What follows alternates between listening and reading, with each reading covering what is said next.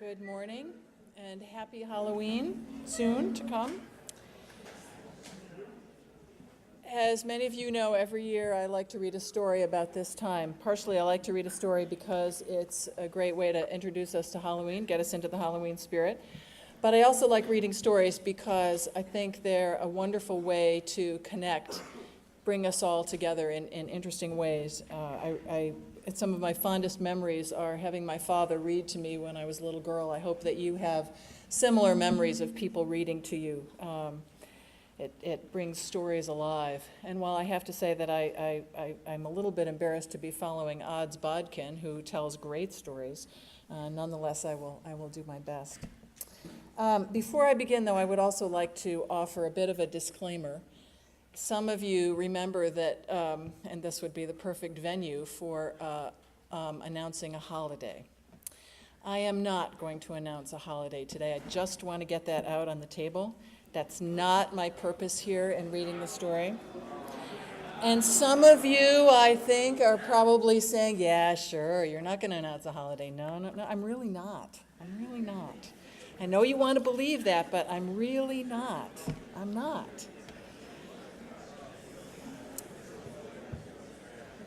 Okay, so I think the greatest writer of scary stories, of course, is Edgar Allan Poe. And today I'm going to read you a story by that great master. This is called The Mask of the Red Death. I thought it was particularly appropriate because we have a number of sports teams this year who are visiting death upon their opponents, Red Death. And while this is really about an epidemic, it's about a pestilence that's a terrible way to die. Nonetheless, I think we are visiting death on many of our opponents, so that's why I thought this story would be appropriate.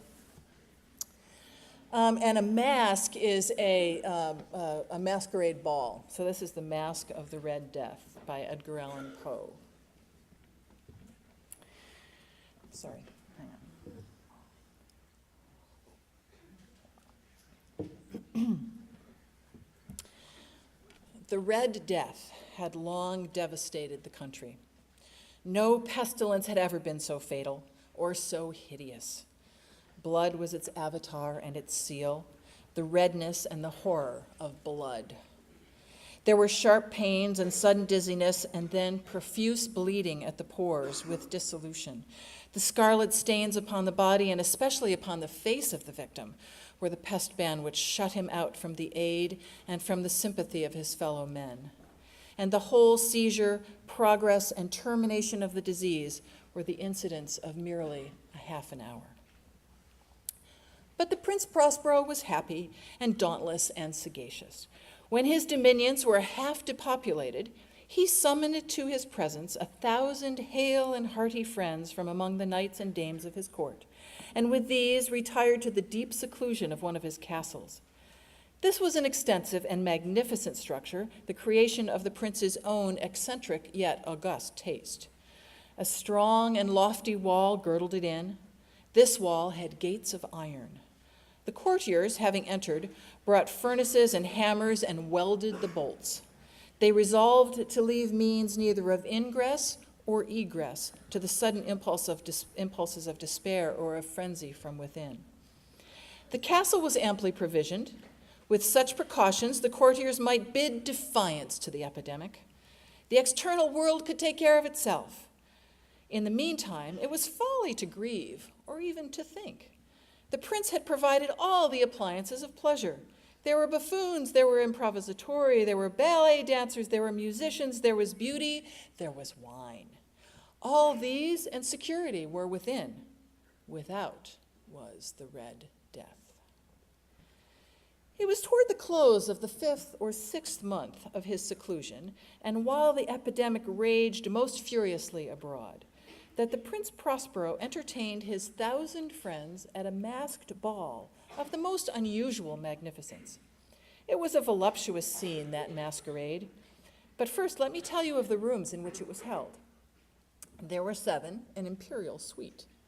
In many palaces, however, such suites form a long and straight vista, while the folding doors slide back nearly to the walls on either hand, so that the view of the whole extent is scarcely impeded. Here the case was very different. as might have been expected from the Duke's love of the bizarre. The apartments were so irregularly disposed that the vision embraced but little more than one at a time. There was a sharp turn at every 20 or 30 yards, and at each turn a novel effect. To the right and left, in the middle of each wall, was a tall and narrow Gothic window, which looked out upon a closed corridor which pursued the windings of the suite. These windows were of stained glass, whose color varied in accordance with the prevailing hue of the decorations of the chamber into which it opened. That at the eastern extremity was hung, for example, in blue, and vividly blue were its windows.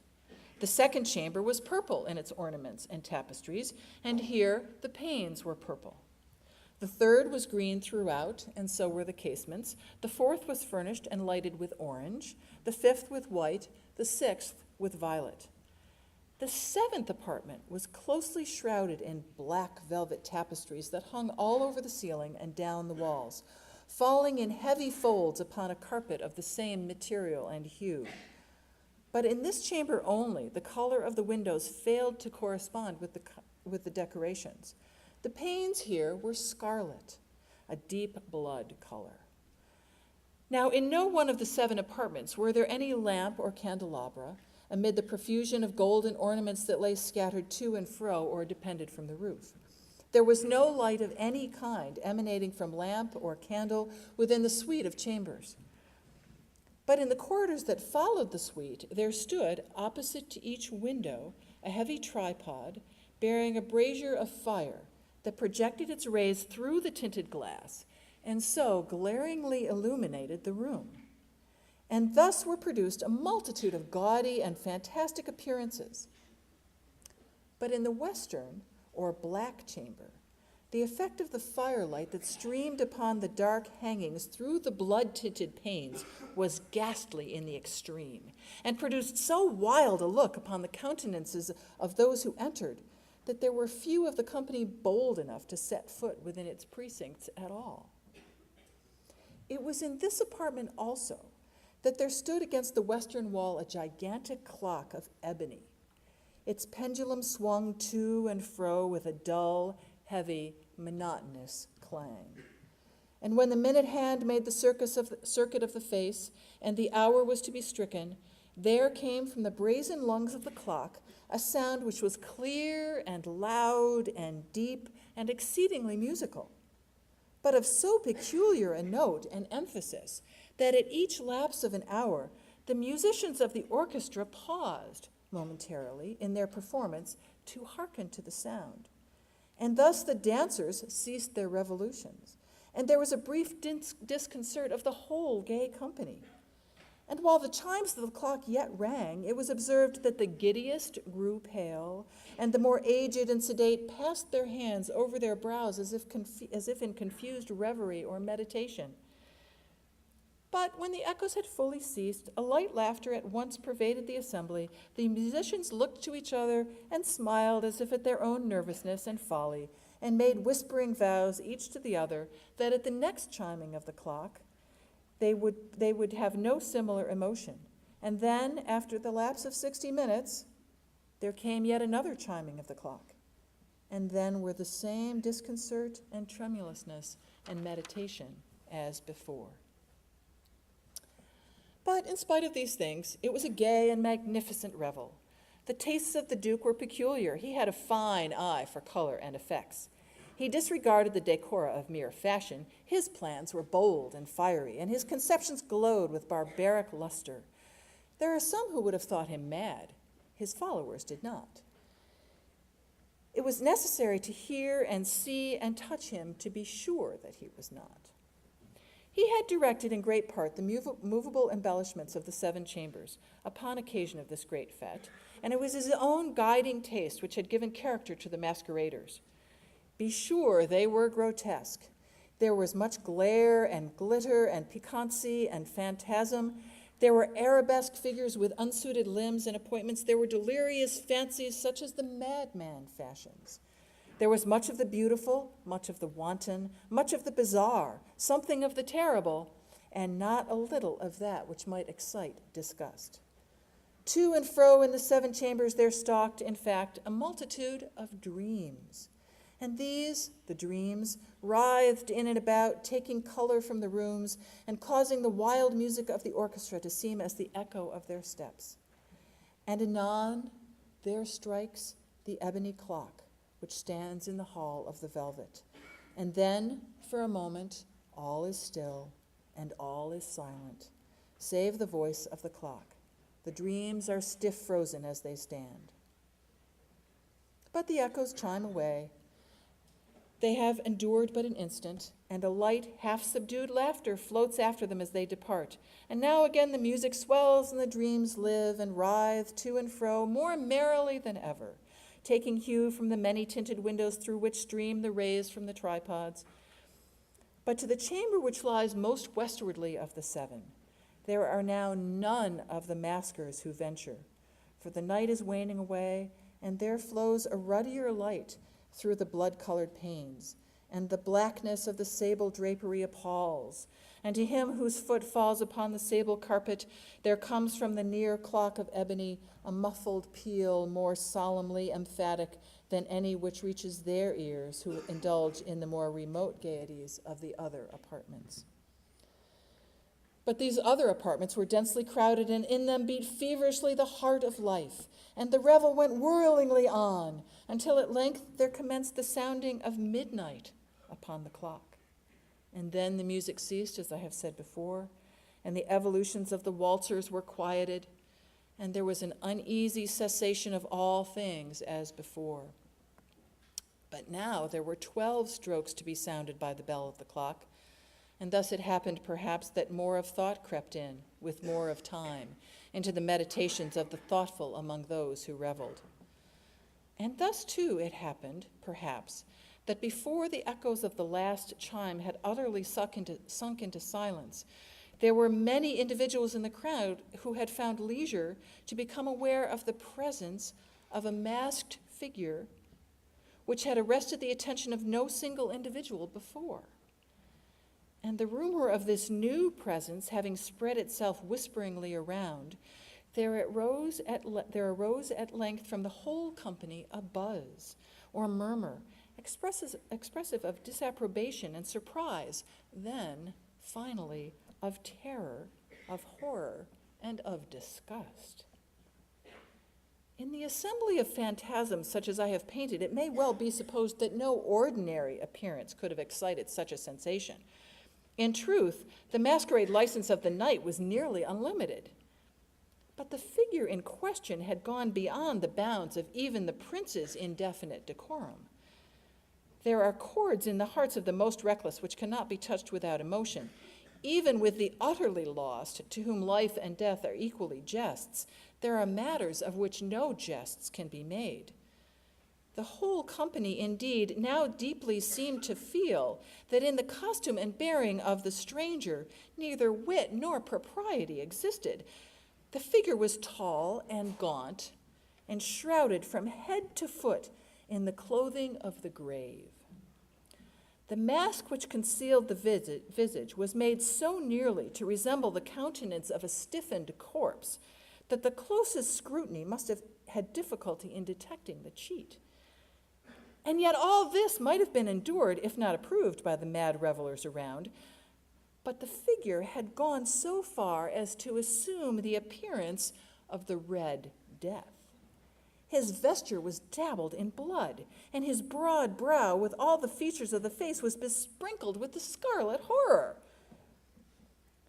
When the eyes of Prince Prospero fell upon this image, which with a slow and solemn movement, as if more fully to sustain its role, stalked to and fro among the waltzers, he was seen to be convulsed in the first moment with a strong shudder, either of horror or distaste. But in the next, his brow reddened with rage. "Who dares?" he demanded hoarsely of the courtiers who stood near him. "Who dares insult us with this blasphemous mockery? Seize him and unmask him, that we may know whom we have to hang at sunrise from the battlements." It It was in the eastern or blue chamber in which stood the Prince Prospero as he uttered these words. They rang throughout the 7 rooms loudly and clearly, for the prince was a bold and robust man, and the music had become hushed at the waving of his hand. It was in the blue room where stood the prince, with a group of pale courtiers by his side. At first, as he spoke, there was a slight rushing sound of this group in the direction of the intruder, who at the moment was also near at hand, and now, with deliberate and stately step, made closer approach to the speaker. But from a certain nameless awe with which the mad assumption of the mummer had inspired the whole party, there were found none who put forth hand to seize him, so that, unimpeded, he passed within a yard of the prince's person. And while the vast assembly, as if with one impulse, shrank from the centers of the rooms to the walls, he made his way uninterruptedly, but with the same solemn and measured step with which had distinguished him from the first, through the blue chamber to the purple, through the purple to the green, through the green to the orange, through this again to the white, and even thence to the violet, ere a decided movement had been made to arrest him. It was then, however, that the Prince Prospero, maddening with rage and the shame of his own momentary cowardice, rushed hurriedly through the 6 chambers, while none followed him on account of a deadly terror that had seized upon all. He bore aloft a drawn dagger and had approached in rapid impetuosity to within 3 or 4 feet of the retreating figure, when the latter, having attained the extremity of the velvet apartment, turned suddenly and confronted his pursuer. There was a sharp cry, and the dagger dropped gleamingly upon the sable carpet, upon which instantly afterwards fell prostrate in death the Prince Prospero. Then, summoning the wild courage of despair, a throng of the revelers at once threw themselves into the black apartment and seized the mummer, whose tall figure stood erect and motionless within the shadow of the ebony clock, gasped in unutterable horror at finding the grave clothes and corpse-like mask which they handled with so violent a rudeness, filled by no tangible form. And now was acknowledged the presence of the Red Death. He had come like a thief in the night, and one by one dropped the revelers in the blood-bedewed halls of their revel, and died each in the despairing posture of his fall. And the life of the ebony clock went out with that of the last of the gay, and the flames of the tripods expired, and darkness and decay, and the Red Death held dominion over all. Beware of the Red Death.